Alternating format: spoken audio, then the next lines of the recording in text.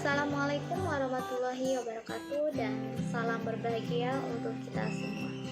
Yang terhormat Ibu Zulaiha Hussein SEMSI selaku dosen pengampu pada mata kuliah Etika dan Komunikasi Bisnis.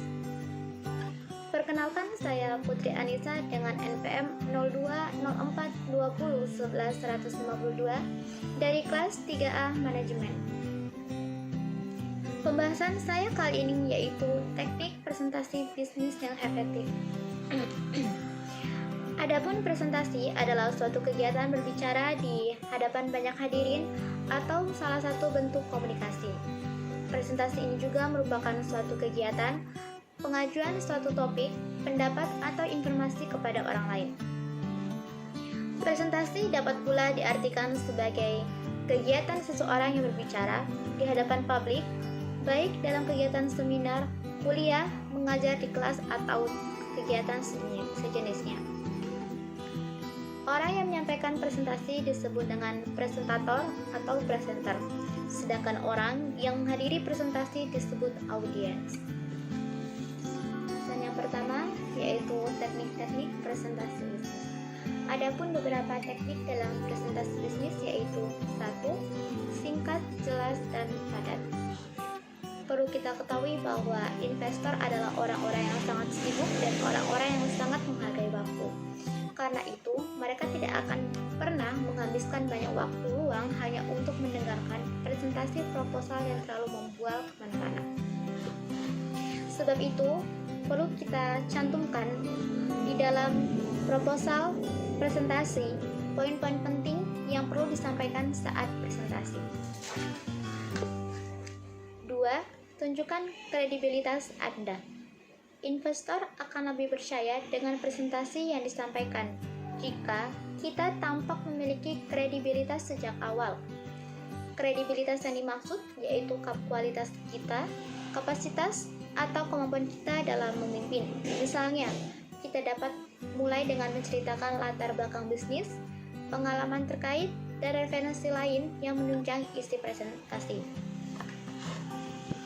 Yang ketiga, selipkan tujuan bisnis Anda sejak awal. Ketika investor telah mengetahui mengenai tujuan bisnis kita sejak awal, maka mereka akan mengaitkan isi presentasi dengan tujuan tersebut. Hal ini akan membantu presentasi untuk tetap fokus pada tujuan yang sejak awal disampaikan dan tidak melenceng ke bagian yang lain. Selain itu, ketika presentasi berakhir, investor kemungkinan besar akan dengan cepat memberikan tanggapan yang diharapkan seperti tertarik hingga berinvestasi. 4. Pilih warna dan font yang mudah terlihat. Jangan terlalu kaku untuk memilih background slide presentasi dengan visual yang bagus, tetapi fokuslah pada isi dari slide. Pastikan pemilihan warna dan font, tulisan, serta background menghasilkan kontras yang enak dan mudah dilihat. Font yang biasanya digunakan dalam suatu slide presentasi yaitu font Arial dan Calibri, karena ukuran tulisannya dapat menyesuaikan layar dan ukuran ruangan. 5. Gunakan gambar atau statistik di slide. Hindari memasukkan terlalu banyak kata-kata di dalam slide presentasi, karena itu dapat menyebabkan audiens merasa terganggu dan malas membaca slide presentasi. Kalian bisa menambahkan grafik yang dapat digunakan untuk menunjukkan statistik angka, diagram untuk alur barang atau sejenisnya, dan gambar untuk memperlihatkan lokasi atau benda. Keenam, sampaikan proyeksi yang realistis. Kepercayaan diri Anda akan proyeksi atau gambaran penjualan yang meyakinkan akan membuat investor lebih tertarik. Misalnya, proyeksi keuntungan yang melambung sejak awal itu tampak tidak meyakinkan karena sejatinya investor itu memahami bahwa pencapaian yang positif diperoleh selangkah demi selangkah. 7. Akhiri dengan langkah selanjutnya. Jangan pernah kalian memberikan slide presentasi pada akhir slide dengan tulisan question atau sejenisnya dengan ukuran besar atau warna yang mencolok. Karena hal ini akan berakhir dengan pengajuan pertanyaan di luar harapan Anda. Oleh karena itu, kalian harus mengakhiri slide presentasi dengan langkah selanjutnya yang Anda harapkan dari para investor dari informasi yang telah dipresentasikan. Pembahasan yang kedua yaitu persiapan-persiapan dalam presentasi bisnis. Berikut ini merupakan beberapa metode yang perlu dipersiapkan sebelum presentasi. 1. Tentukanlah tujuan Anda presentasi. Setiap presentasi pasti memiliki sebuah tujuan yang menjadi arah bagaimana kita akan memberikan presentasi tersebut. Secara umum, tujuan dari presentasi adalah untuk memberitahu dan membujuk para audiens untuk melakukan sesuatu.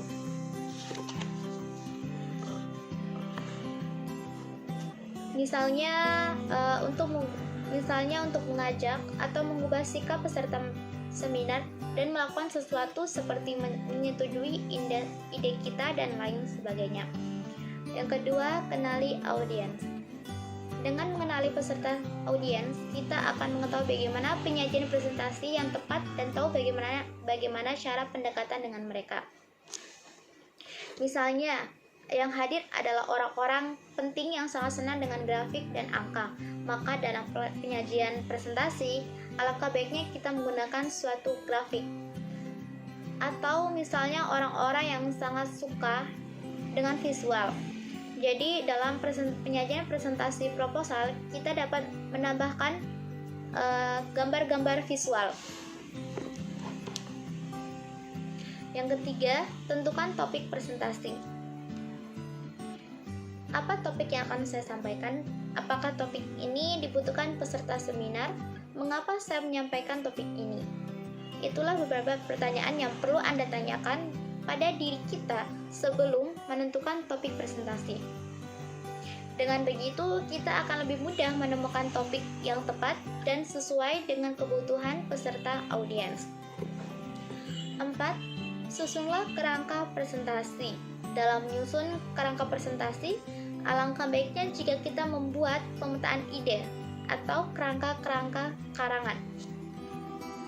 Pemetaan ide dapat menggambarkan pokok-pokok pikiran yang penting atau keyword dari hal-hal yang akan kita jelaskan dalam presentasi. Yang kelima, buatlah materi presentasi. Dalam membuat materi presentasi, pilihlah sumber-sumber yang dapat dipercayakan, serta perhatikan pula kesesuaian isi materi yang kita susun dengan apa yang dibutuhkan oleh peserta audiens dan tidak asal-asalan. Misalnya kita dapat materi dari pengalaman pribadi, buku, jurnal, hasil penelitian, majalah, internet, atau koran. 6. Tambahkan bantuan-bantuan visual. Salah satu alat bantu visual adalah slide presentasi. Dalam membuat slide, ada beberapa prinsip yang harus kalian pahami, yaitu sebagai berikut. 1. Sederhana. 2. Konten atau informasi yang kuat. 3. Font yang indah. 4. Gambar yang menarik dan sesuai. 5. Penggunaan warna yang tepat. 7. Latihan presentasi. Latihan terbaik dapat dilakukan dengan mengundang beberapa teman untuk mendengarkan presentasi Anda. Minta mereka untuk memberikan komentar terhadap materi yang disampaikan, cara penyampaian, dan hal-hal yang perlu diperbaiki. Pembahasan ketiga, yaitu aspek yang harus diperhatikan dalam presentasi bisnis. Ada 5 aspek yang perlu dikuasai di dalam presentasi bisnis, yaitu 1. Penyaji. Penyaji perlu menunjukkan penguasaan diri melalui rasa percaya diri yang kuat sebelum dapat dipercaya oleh audiens. Misalnya, tidak lupa untuk tersenyum dan menegakkan tubuh menghadap hadirin. 2. Bahan. Bahan perlu disiapkan sebelum presentasi agar lebih terarah. Slide presentasi umumnya disiapkan berdasarkan laporan atau proposal teks lengkap. Tiap halaman slide dapat mengandung teks, tabel, foto, gambar, bagan, video, dan lain-lain. 3. Alat. Alat bantu utama presentasi adalah proyektor dan papan tulis.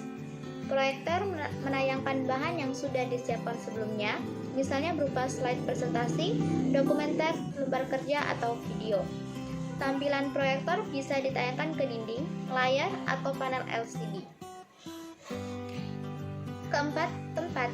Tempat juga perlu dikenali dan dipahami untuk memudahkan pemberian presentasi. Tata letak ruang, pengaturan tempat duduk, posisi alat bantu, dan lingkungan ruang.